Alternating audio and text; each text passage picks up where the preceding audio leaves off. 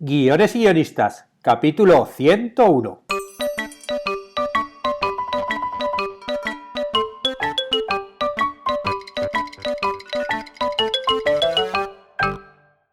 Buenos días a todos, bienvenidos a Guiones y guionistas, el podcast con el que todos podemos aprender a hacer guiones.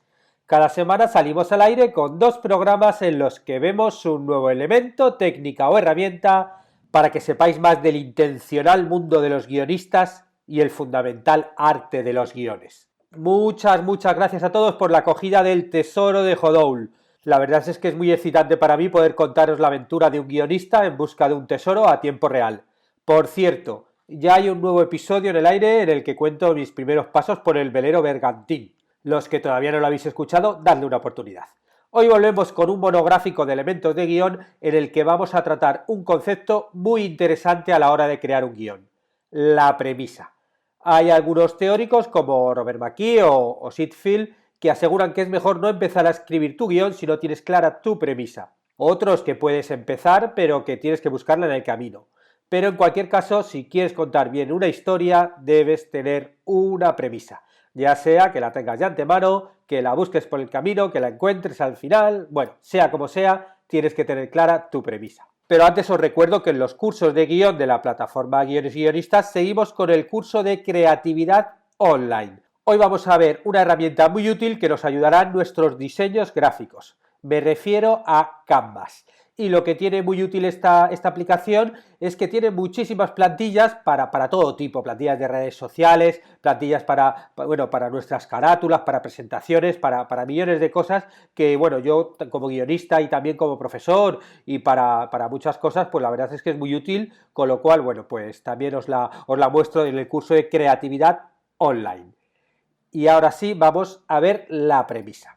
Según Lajos Egri, ¿no?, el teórico y dramaturgo, en un libro que escribió, Cómo escribir un drama, que es un clásico de la dramaturgia, Art of Dramatic Writing, os pongo el enlace por si queréis buscarlo en Amazon. Bueno, pues según él, todo tiene un propósito o premisa. Cada segundo de nuestra vida tiene su propia premisa, ya sea que seamos o no conscientes de ello.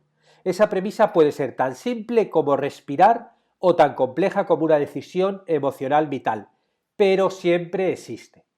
Básicamente lo que quiere decir Egri es que todo pasa por algo y, llevado al mundo de la creación, que todos tenemos una intención o propósito cuando contamos una historia. Y es que el concepto de premisa que utiliza Egri ha sido empleado por muchos teóricos y creadores con anterioridad, tanto refiriéndose al teatro como al cine. Algunas de las diferentes palabras que han usado para designar la misma cosa son tema, tesis, idea raíz, idea central, meta, designio, fuerza de conducción, asunto, propósito, plan, trama, emoción fundamental, moraleja, significado o mensaje. Todas estas palabras nos ayudan a contextualizar un poquito más el concepto, pero entre todas, yo prefiero seguir utilizando premisa para este podcast. Y también, pues eso, hay tantos teóricos y tanta gente que piensa sobre ello y reflexiona, que pues cuando hago los podcasts, al final siempre tengo que tomar decisiones de qué es lo que cuento y cómo lo cuento, ¿no? Y yo apuesto por la palabra premisa. Podríamos definir premisa como el punto de vista que el autor va a querer dar sobre un tema con su historia. Es decir, hay un tema que veremos reflejado por el conflicto de la historia, pero el autor va a tener que tomar un punto de vista sobre cómo abordarlo, que se reflejará en el desenlace de la narración. Ahí es donde veremos claramente cuál es la premisa de la historia. Por eso lo mejor, según Lajos Egri, es formular la premisa como una proposición. Y esto, se refiere al sentido lógico del término. Para ver un ejemplo, voy a utilizar uno de los que propuso Egri en Cómo escribir un drama.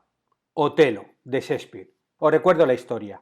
Otelo halla el pañuelo de Desdémona en el albergue de Casio. Ha sido llevado allí por Iago con el solo propósito de ponerlo celoso. Y a causa de esto mata a Desdémona y hunde un puñal en su propio corazón. El tema de la historia y su motivo principal son los celos, pero con ese asunto se podrían elaborar muchas premisas. Para saber cuál es la nuestra tenemos que conocer la historia y también hay que hacerse algunas preguntas. Por ejemplo, sobre el tema de los celos, ¿no? Podríamos preguntarnos: ¿De dónde provienen los celos de Otelo? ¿No? Para saber un poco la raíz profunda. O, por ejemplo, ¿era coqueta Desdémona? ¿No? Como si queremos poner el punto en si le da o no motivos para que él sienta celos. O, por ejemplo, ¿se sentía Otelo inferior? O incluso Otelo tenía amantes y por eso pensaba que Desdémona también lo hacía. O eran unos celos fundados, ¿no? ¿Sufría Desdémona con Otelo? O sea, bueno, cada una de estas preguntas nos podría llevar a una premisa diferente. En el caso de la obra de Shakespeare, no importa lo que hizo levantar las sospechas para que Otelo tuviera celos, ¿no? En este caso, pues bueno, la acción de Iago. Lo importante es que los celos constituyen la fuerza en este drama y su desenlace, ya que Otelo no solamente mata a Desdémona, sino que también se da la muerte a sí mismo. La premisa entonces es: los celos destruyen al celoso y al objeto de su amor. Si Otelo hubiera sufrido los celos pero no hubiera matado a Desdémona, sino que solamente se hubiera suicidado, estaríamos hablando de otra premisa. Sería, por ejemplo, los celos destruyen a los que los padecen. O si hubiera matado solamente a Desdémona y no se hubiera suicidado, bueno, pues sería los celos destruyen al objeto amado, al objeto deseado. Bueno, pues esto sería como ejemplos de distintas premisas sobre la misma historia, ¿no? Y ahora vamos a ver las partes de la premisa. Según la Josegri, una buena premisa es una sinopsis exacta de su drama y está compuesta de 3 partes. Primero, el carácter o el personaje, ¿no? el protagonista de la obra, ¿no? de la obra, de la historia, el personaje principal. Segundo sería el conflicto que se va a desarrollar en la obra. Y el tercero, la conclusión o desenlace de ese conflicto. En el caso de Otelo, el celoso sería el protagonista de la historia, ¿no? Otelo. Su conflicto son los celos. Y la conclusión, la destrucción de su objeto amado, de Desdémona, y la suya propia. Vamos a ver algunas premisas formuladas como una proposición para que nos quede más clara la idea de Egri. La falsa alegría conduce a la amargura. La generosidad disparatada conduce a la pobreza. La imprudencia destruye la amistad. El mal genio conduce al aislamiento. El materialismo vence al misticismo. El egoísmo conduce a la pérdida de los amigos. El astuto cava su propia tumba. Aunque estas son proposiciones fijas, contienen todo lo que es necesario para una premisa bien construida, ¿no? El personaje, el carácter, el conflicto y la conclusión. Pero para que una premisa cobre vida no hacen falta solo estas 3 premisas, sino que es primordial que el autor esté convencido de ella. Un guionista debe defender la tesis de su premisa con las acciones de sus personajes y la estructura de su historia. O sea, no es algo que por ponerla ahí en unos diálogos ya vale. Tiene que estar metida dentro de la estructura de la historia, ¿no? Pero claro, tiene que creer realmente en ella para que se posicione con todas sus fuerzas y que sea efectiva. Como veremos más adelante, debemos crear una tesis y una antítesis sobre el tema en cuestión. Y el guionista debe tomar parte de una de las dos. En este caso, la tesis, para que realmente la premisa tenga eficiencia en el drama. El desenlace de una historia no es momento de relativismos. Nuestro protagonista ahí va a conseguir o no su objetivo y con ello nos va a mostrar la premisa del autor, con lo cual no es cuestión de que es dejar ese final, que pasa muchas veces con los finales abiertos, ¿no? Que te quedas ahí con la duda de, pero al final, qué era lo que nos quería contar el autor, ¿no? Porque si nos están mostrando, ¿no? Dos historias, ¿no? Dos puntos de vista totalmente distintos y en el momento final, cuando hay que cerrar esa historia, lo dejas abierto, bueno, pues como que realmente la premisa del autor no se desvanece, ¿no? Como que no hay premisa, ¿no? Si tenemos clara nuestra premisa antes de escribir, será más sencilla la escritura de nuestro guión, pero eso no es imprescindible. O sea, también podemos lanzarnos a pensar el argumento e ir escribiendo la historia poco a poco, pero entonces tenemos que ser conscientes de que estamos en proceso de búsqueda de la premisa y en algún momento tendremos que tomar parte en la historia y decidir nuestro punto de vista.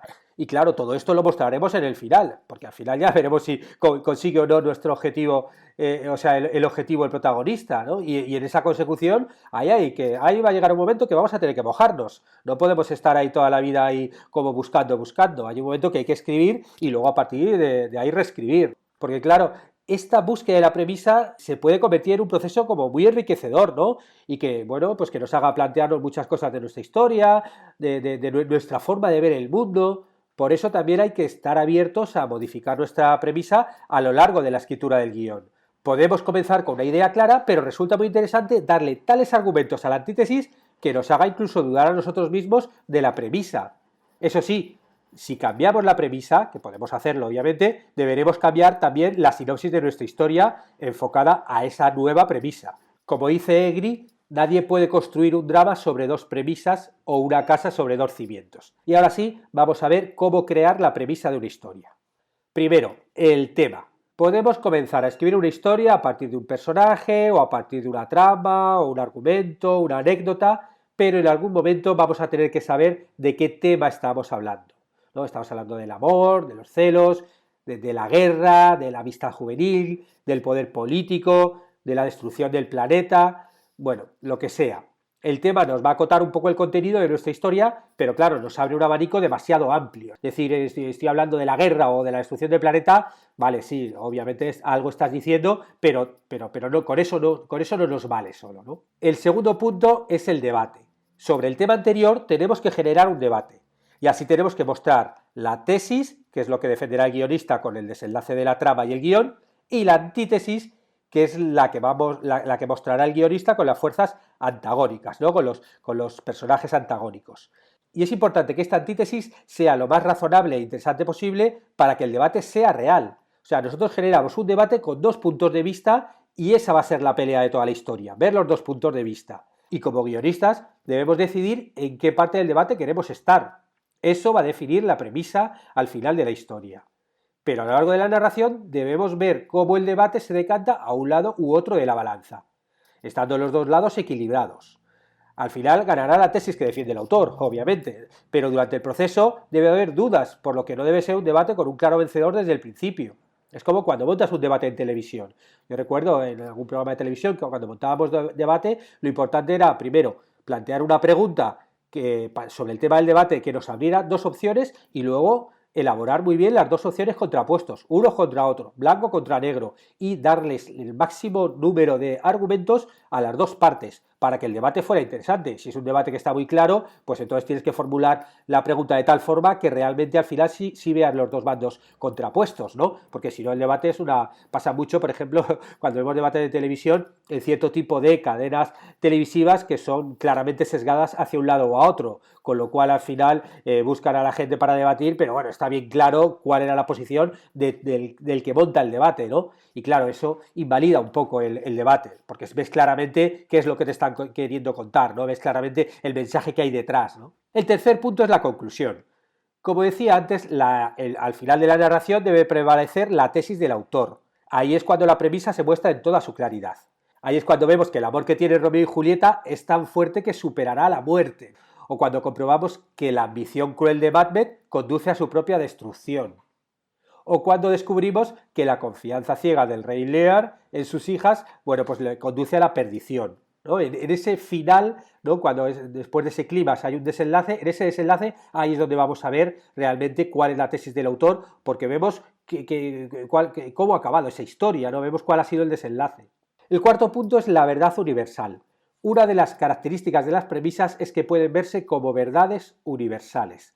No necesariamente uno tiene que estar totalmente de acuerdo con ella, porque como ya hemos visto, la premisa muestra el punto de vista del autor, y no todos tenemos el mismo punto de vista ante las mismas cosas. Pero sí que al ver la proposición entendemos su universalidad. Tú ves la propuesta y dices, vale, está hablando de algo en que todos nos podemos sentir identificados de una manera o de otra. Cualquiera que haya amado, pues puede entender la premisa de Otelo, que nos dice que los celos no protegen a la pareja, sino que la destruyen. Aunque seguro que también hay gente que piensa lo contrario, por supuesto, y que podría escribir un guión con una premisa que lo defendiera. Dice, no, los celos son necesarios en una pareja y si no hay celos en una pareja es que no hay amor, ¿no? Esto lo hemos oído muchas veces que hay gente que lo defiende. Bueno, pues eso justo es todo lo contrario. La idea de Shakespeare era que no, que realmente los celos solo te llevan a la destrucción, ¿no? El quinto punto sería el punto de vista particular, porque además de buscar una verdad universal en nuestra propia premisa, podemos ir más allá y desarrollar verdades personales. Se han contado ya millones de historias y para ser original tenemos que buscar una verdad individual. Podemos partir de una verdad universal y darle la vuelta. o mostrar un matiz que hasta entonces no se había visto sobre esa verdad universal, ¿no? Estamos hablando de los celos, ahora hemos visto, por ejemplo, dos puntos de vista distintos, uno que son necesarios y otro que te llevan a la destrucción. Claro, porque no todas las verdades universales se cumplen siempre, ¿no? Hay excepcionalidades, ¿no? Y podemos buscarlas nosotros en nuestro guión. O hay veces que se cumplen, pero se cumplen de una forma muy original o muy sorprendente que no se ha contado antes y llegas a lo mejor a esa misma premisa, a esa misma conclusión, pero por otros caminos. Por ejemplo, en Mad Men, ¿no? Como veíamos antes, nos muestra que la ambición excesiva conduce a la autodestrucción. Pero, por ejemplo, en House of Cards, la ambición desmedida de Frank Underwood le hizo convertirse en el presidente de los Estados Unidos, ¿no? Y le mantiene en el poder temporada tras temporada. O sea, a él la ambición sí que le está funcionando, esa ambición desmedida. No le está autodestruyendo, por lo menos teóricamente. Ahora parece que en la sexta y última temporada no estará en el poder, ya que Kevin Spacey abandona la serie por motivos extra cinematográficos. Pero sí que se mantiene la duda de cómo hubiera acabado su personaje si los escándalos sexuales del actor no hubieran influido. Si se hubiera acabado, por ejemplo, en esta sexta temporada, ¿habría conseguido mantenerse en el poder pese a su ambición excesiva o lo hubiera conducido a la autodestrucción como a Mad Men? Ahí es donde veríamos realmente la premisa de House of Cards. Justo cuando acaba la última temporada vemos lo que ha pasado. Cuando tú, por ejemplo, ves Breaking Bad y ves ya el último episodio y ya ves el final, ahí ya sabes a dónde le ha llevado todo este camino a Walter White. Si hubiera tenido un final totalmente distinto, bueno, pues podríamos hablar de otra premisa. Y el sexto punto sería mantener la premisa. Por último, tenemos que defender nuestra premisa. Es posible que si una premisa es muy original o es muy disruptiva o es a veces no comercial, pues los productores van a querer cambiárnosla, van a querer que metamos un final feliz, que sea como más comercial. Esto, bueno, pues puede pasar, ¿no? Si tenemos una premisa muy original. Pero claro, ese es el momento de defender nuestro punto de vista de la historia. Porque la premisa, al fin y al cabo, es un poquito nuestra opinión como más profunda en relación a un tema propuesto. Y claro, tenemos que defender nuestras opiniones.